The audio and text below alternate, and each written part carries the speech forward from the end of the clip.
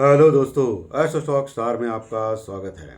नक्षत्र ज्योतिष, कृष्णमूल ज्योतिष, अष्टक वर्ग, न्यूमरोलॉजी, इन सभी शास्त्रों का यूज करके आने वाले दिन का प्रेडिक्शन मैं बोलने जा रहा हूँ। आने वाला दिन 22 दिसंबर 2025 यानी सोमवार का दिन, क्रिसमस हॉलीडे जो चालू होने वाले हैं। 25 तारीख को छुट्टी है, गुरुवार को स्टॉक मार्केट में क्रिसमस के त्यौहार पे ऊपर।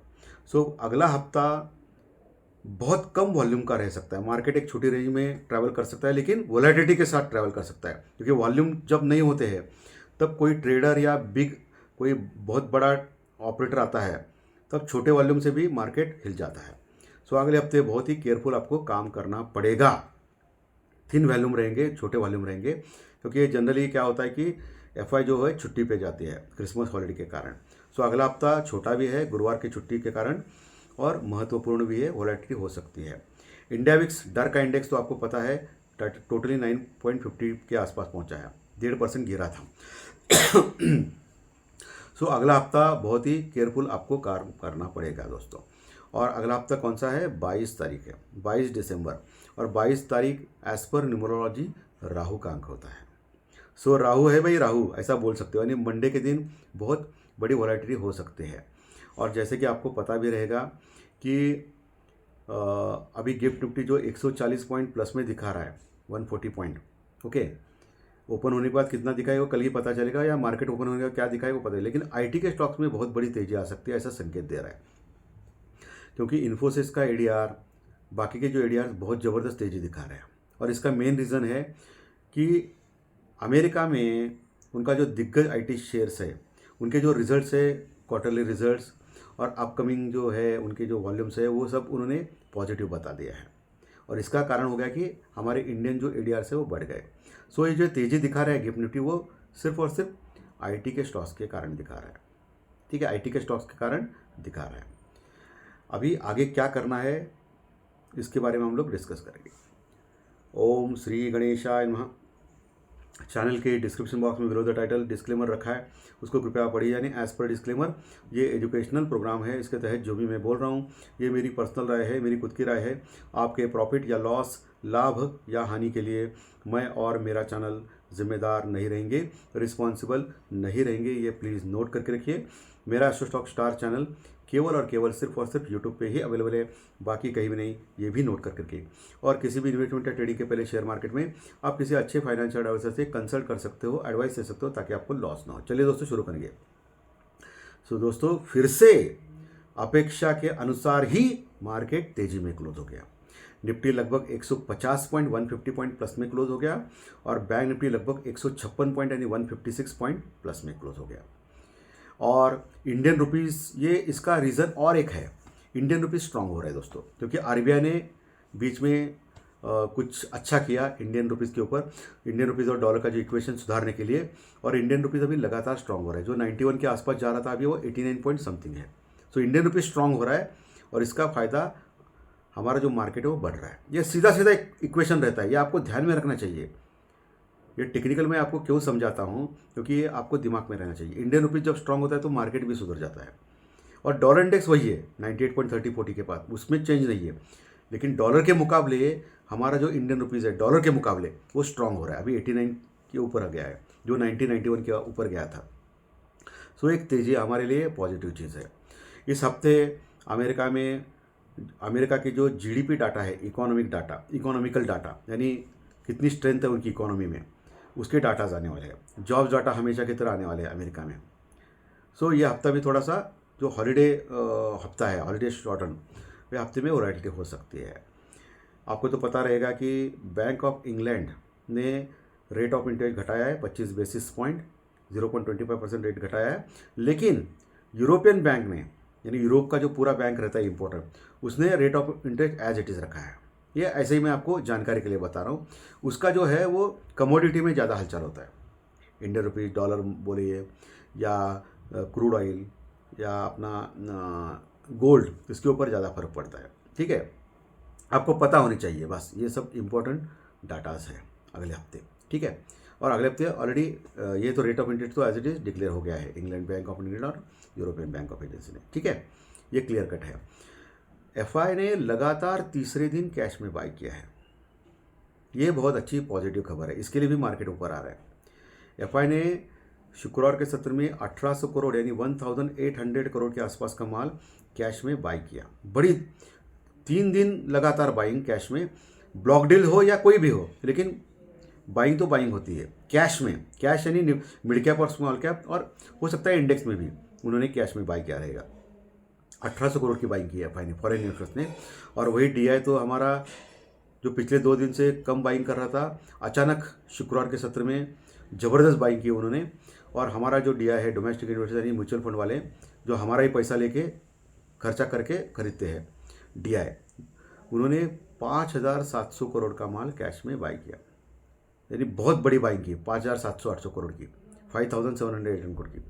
दोनों ने मिलकर लगभग 7500 करोड़ का माल बाई किया, 7500 करोड़ के आसपास का माल। बहुत बड़ी बाइंग हो गई कैश में। लेकिन इसमें ब्लॉक डील्स भी है, ये समझना चाहिए आपको, ठीक है। क्यों मैं बोल रहा हूँ ये ब्लॉक डील्स? क्योंकि अगर आपने इंडेक्स फ्यूचर ऑप्शन में देखा तो एफआई की बहुत ही खराब पोजीशन है। फॉरेन इन्वेस्टर्स इंडेक्स फ्यूचर यानी निफ्टी, बैंक निफ्टी या बाकी के जो है इंडेक्स में केवल 9% लॉन्ग है। वो कितने? केवल 9%, यानी 91% वो शॉर्ट पोजीशन लेके बैठे हैं। यानी अभी भी वो शॉर्ट कवर नहीं कर रहे। ये जो तेजी चल रही है ना, ये डीआई के कारण चल रही है, या अपनी जो सेलिंग वो कम की है इसके कारण चल रही है, या कैश में बाइंग चल रही है एफआई की, इसके लिए हो रही है। इंडेक्स फ्यूचर में कोई फर्क नहीं पड़ा है।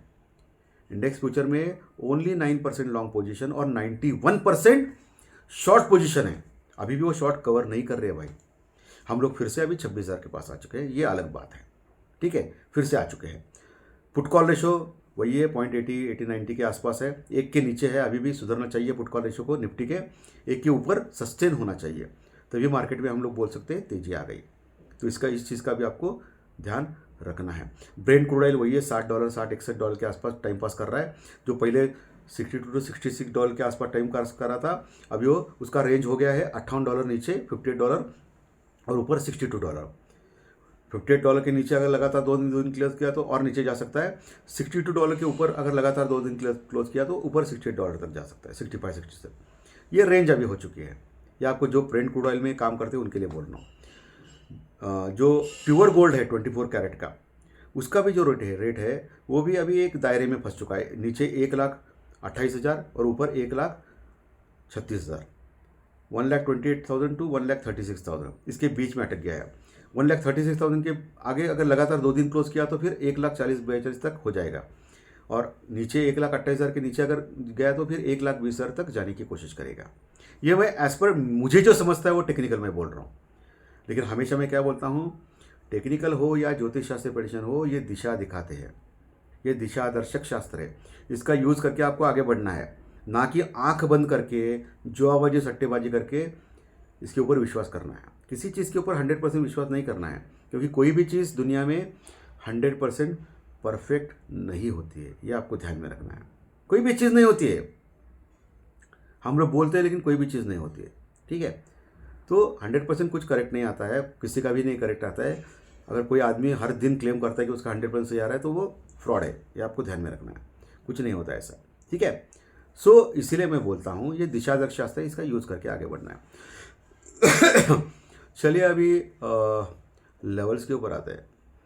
सो निफ्टी क्लोज हो गया था शुक्रवार के सत्र में 25,960 के पास, 25,960 के बाद।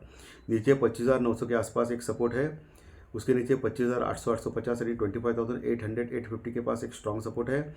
उसके नीचे सबसे बढ़िया सपोर्ट 25,700 यानी 25,700 के पास है, जो पिछले कई दिनों से, महीनों से लगातार वहाँ जाता है, फिर वहाँ से बाउंस बैक करता है। तो 25,700 लेवल जो है 25,700, जब तक ये टूटता नहीं तब तक डरने वाली बात नहीं, वहाँ से बाउंस बैक कर सकता है मार्केट। ऊपर का लेवल 26,000 26,050, क्योंकि अभी ऑलरेडी 25,950 के ऊपर की क्लोजिंग है, और अभी 140 पॉइंट गैप अप दिखा रहा है आईटी के स्टॉक्स के कारण, क्योंकि इन्फोसिस का एडीआर भी 5-6% बढ़ गया है। बीच में तो 300 पॉइंट का गैप अप दिखा रहा था कल के सत्र में, शुक्रवार के सत्र में, लेकिन अभी थोड़ा कूल ऑफ हो गया गिफ्ट निफ्टी। ऊपर 26,050 का लेवल इंपॉर्टेंट है, रेजिस्टेंस रुकआउट लेवल। उसके ऊपर आ गया तो फिर 26,200 तक जाने का दमखम रखता है निफ्टी, 26,200 तक। वहाँ फिर से रेजिस्टेंस रुकआउट है 26,200 250 के ऊपर, उसको पार किया तो फिर 26,300 325, 26,325 ये जो ऑल टाइम हाई का लेवल है वो एक रेजिस्टेंस रुकआउट लेवल सकता है। उसके ऊपर अगर निकल गया तो फिर खुला आसमान है, फिर बहुत ज़बरदस्त तेजी हो सकती है, फिर एफआई भी अपने शॉर्ट कवर करने के लिए आ सकते हैं। अभी जो 140 पॉइंट 140 पॉइंट जो गैप अप दिखा रहा है निफ्टी, उसके अनुसार अगर देखेंगे तो हम लोग खुल सकते हैं कहीं 26,100 के पास, बराबर है ना, 26,100 के पास। तो ऐसे हालत में आपको 26,150 के ऊपर निकलना ज़रूरी है निफ्टी, 26,150 के ऊपर, क्योंकि 26,150 150 के पास भी रजिस्टेंस है, कॉल राइटर है, मंदी करने वाले लोग वहाँ बैठे हैं। उसके ऊपर निकलता है 26,150 के ऊपर तो फिर 26,200 250 आने के चांसेस ज़्यादा है। फिर रजिस्टेंस रुकआउट लेवल मैंने ऑलरेडी बोल दिया है, ये आपको ध्यान में रखना है। वही बैंक निफ्टी थोड़ा कमज़ोर था निफ्टी से, लेकिन फिर भी 156 पॉइंट प्लस में क्लोज हो गया, 156 पॉइंट लगभग। बैंक निफ्टी क्लोज हो गया 59,070 के आसपास, 59,070 के आसपास। लेकिन 59,000 का लेवल उसने तोड़ा नहीं, उसके नीचे क्लोज नहीं किया, ये अच्छी बात है। नीचे 59,800 का एक स्ट्रॉन्ग सपोर्ट है, 59,800 का बैंक निफ्टी में। उसके नीचे 59,500 600 जब तक ये होल्ड है तब तक बाय ऑन डिप रहेगा बैंक निफ्टी। 59,500 तोड़ गया तो फिर बड़ी गिरावट हो सकती है बैंक निफ्टी में, as per option chain analysis, call writing, put writing data के अनुसार मैं बोल रहा हूँ। ऊपर का लेवल है 59,200 300, ये रजिस्टेंस रुकआउट लेवल हो सकती है कल के सत्र में।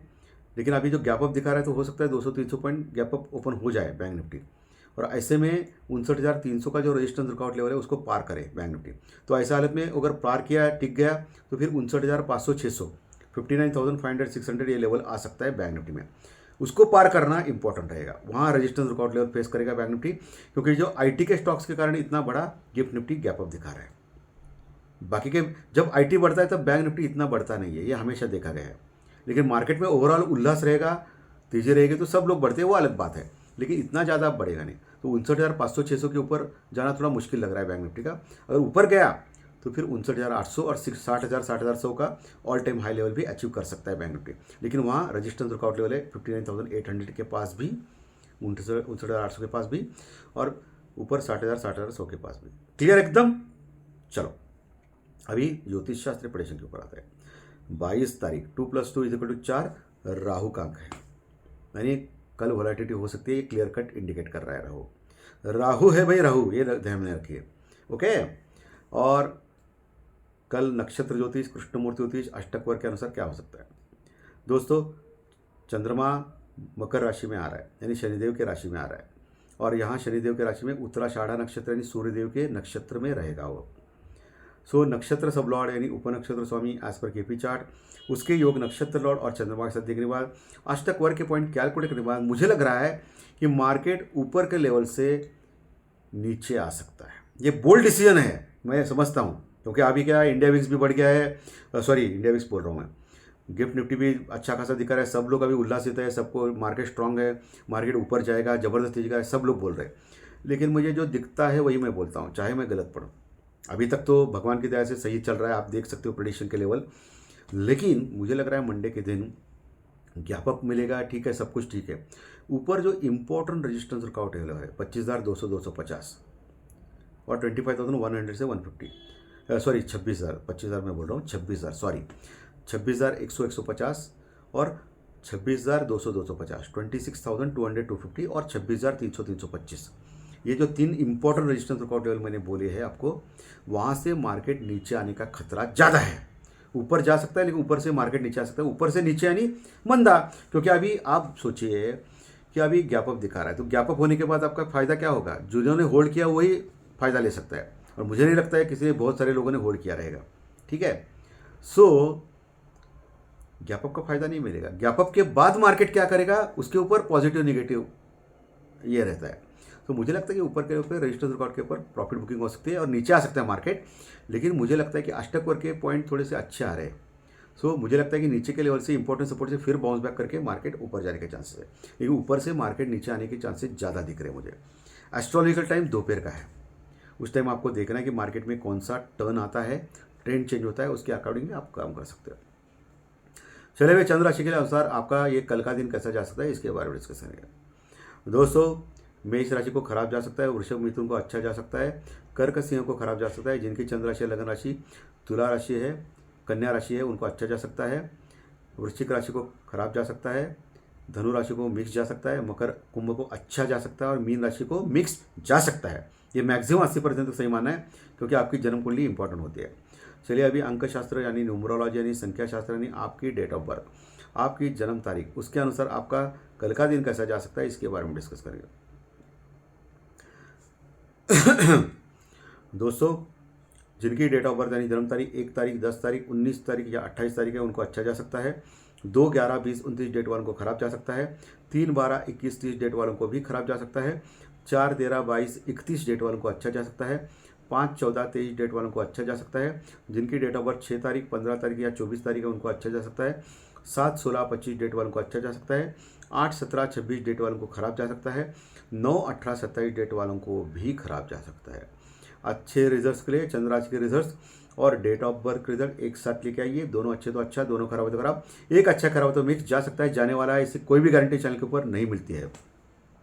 धन्यवाद। आज का विशेष अच्छा लगा तो लाइक दबाइए, कमेंट बॉक्स में कमेंट लिखिए, और जो नए दर्शक पहली बार चैनल देख रहे हैं वो सब्सक्राइब का बटन जरूर दबाएं, ताकि आपको आने वाले सभी वीडियो इसी चैनल के ऊपर सिर्फ और सिर्फ यूट्यूब के ऊपर जरूर देखने मिलेंगे। धन्यवाद, फिर मिलेंगे। Thank you.